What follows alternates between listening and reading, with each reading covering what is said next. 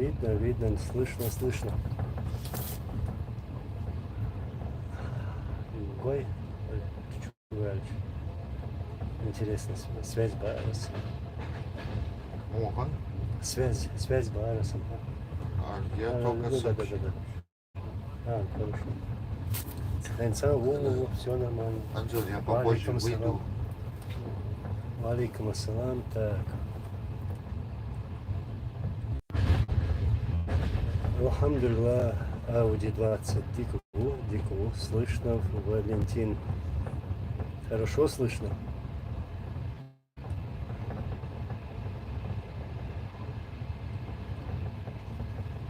Надеюсь.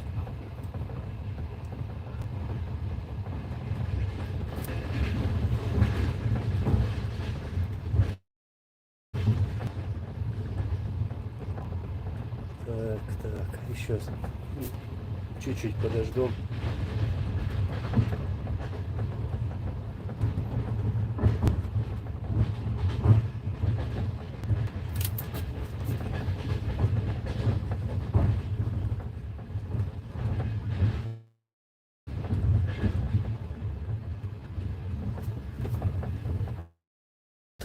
Где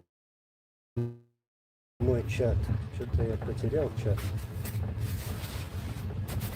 Сам я здесь.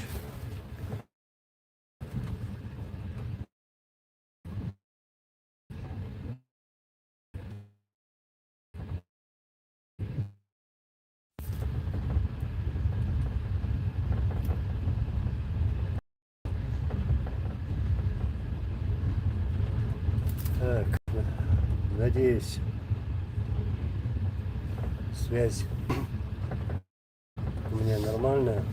Я сейчас в пути, поэтому беспокоюсь. Хотел сначала поймать нормальную связь, потом уже говорить свои мысли.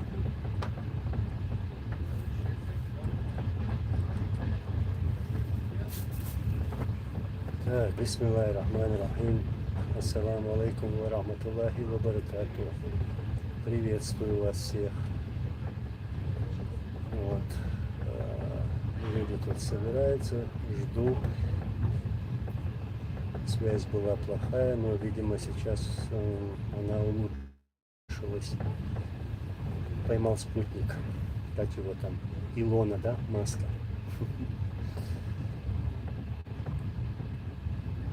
Еду сейчас в другой город, Украина. Вот, всех, не всех, некоторых из наших мы отправили на машинах, а вот некоторые мы вот едем здесь в поезде. Едем. Так что вот так.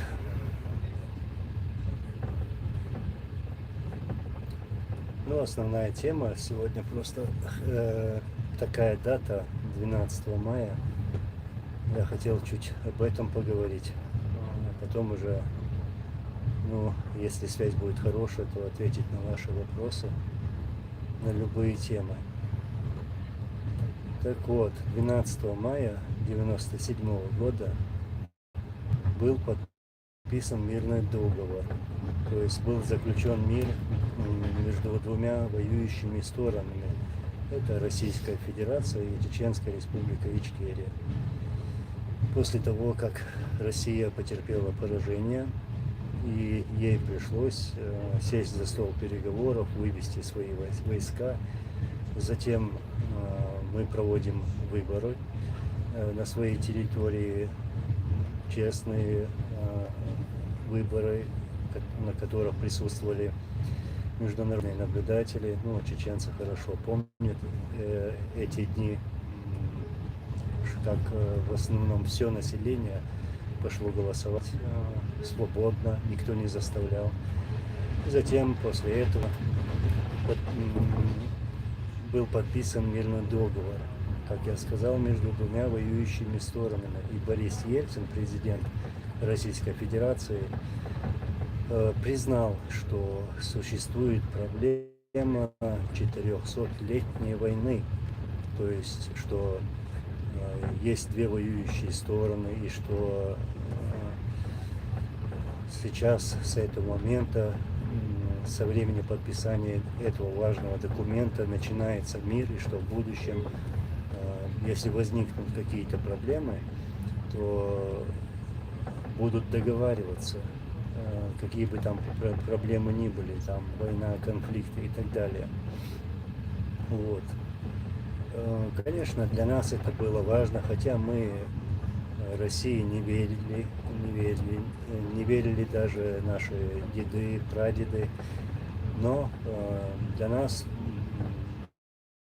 важен был мир, хоть как, хотя бы хоть на один день, если так говорить, потому что российские оккупанты убивали наше мирное население.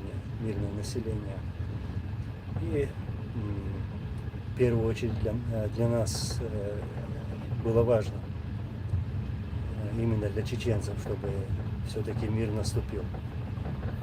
Хотя да, сейчас говорят, что договор, подписанный на бумаге с Россией, стоит той бумаги, на которой подписан этот договор. Вот, да, это правда, так оно и есть. Но нам это нужно было в то время. Да, мы надеялись, что будет мир. А потом, как вы знаете, Россия проводит множество провокаций, чтобы очернить чеченское руководство, чеченский народ. Готовили ярлык, новый ярлык для чеченского народа, чтобы затем его обвинить и начать новую войну. Чтобы убрать больного, пьяного этого алкоголика Ельцина и поставить нового человека, вообще неизвестного, КГБшника. И они это сделали. Вот, и здесь, в Украине, даже во время всех своих встреч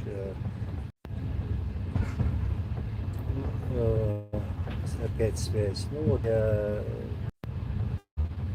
нарушала договора и рассказываю, что делала Россия на нашей земле с чеченцами. То есть то же самое, что они делают сегодня здесь, в Украине. Каждый день мы слышим сирены во всех городах Украины. Вот, и российская армия с разных территорий, с территории Белоруссии, с Черного моря, с территории Белоруссии, с Черного моря и с других территорий обстреливает вот мирные города. В основном сейчас обстреливает Одессу и гибнут мирные жители. Чеченцы знают, как Россия умеет воевать и убивать мирное население. Когда они говорят, что вот российская авиация нанесла точечный удар и уничтожила военные базы противника, чеченцев, ну, мы это помним, и это были не базы, это были мирные села. И в каждом селе они убили сотни мирных жителей. Вот такая вот тактика на устрашение мирного населения. И это как результат своих неудач в прямых боях. Вот тогда они начинают показывать свое лицо.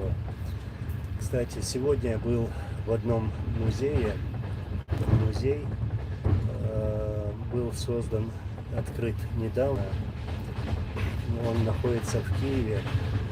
И в этом музее много экспонатов разных экспонатов, вплоть до документов, паспортов российских оккупантов. Там, ну, я потом покажу обязательно. Очень интересно, будет интересно. Эти ракеты «Град», ракеты «Бук», «Точка-У» и другие ракеты, а также подбитая бронетехника стоит вертолет Ми-24, сбитый самолет, вот, на улице прямо. Ну, очень интересно сделано. И самом музее нас встретили журналисты из Fox News, ну это американские журналисты, они подошли, взяли интервью, мы рассказали о том, как эта армия фашистов также убивала наш народ. Потом мы поговорили с работниками этого музея, рассказали о нашей истории, как чеченскому народу приходилось проходить этот тяжелый путь, как гибли мирные жители, как русские убивали чеченцев, мирных жителей. И в этом музее, еще я расскажу интересно, в этом музее внизу, в подвальном помещении, сделана вот копия одного бомбоубежища в Гостомеле. Вот, точь-точь копию сделали. Там вот эти керосиновые лампочки, ну, кто помнит подвалы в Грозном, когда российская авиация бомбила наш город, вот вы помните вот эти печки, керосиновые лампы, вот это сама атмосфера. Вот самое я увидел сегодня здесь, как украинцы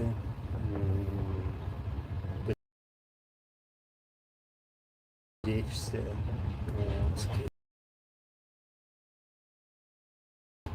бомб, ракет.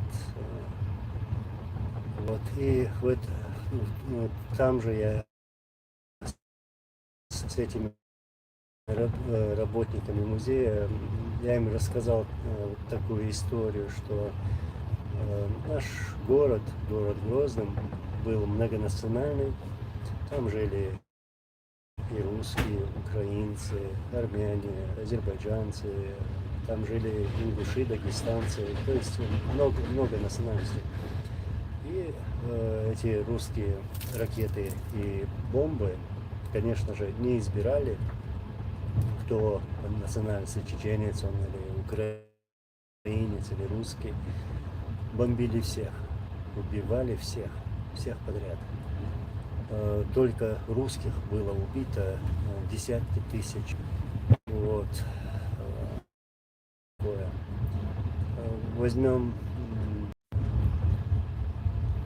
вот как страдают мирные жители на территории этого завода Азовсталь, как русские не позволяют выйти мирным жителям, бомбят их, обстреливают.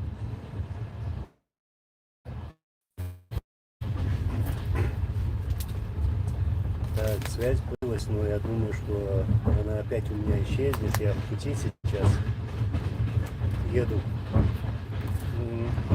В общем, я хотел так розказати. Чай сюди заказували? Мучает она меня связь. Я, наверное, сейчас завершу и выйду на связь, когда могу подключиться нормально. Ладно, до встречи тогда. Прощаюсь. Ассаламу алейкум ва рахматуллахи ва баракатуху.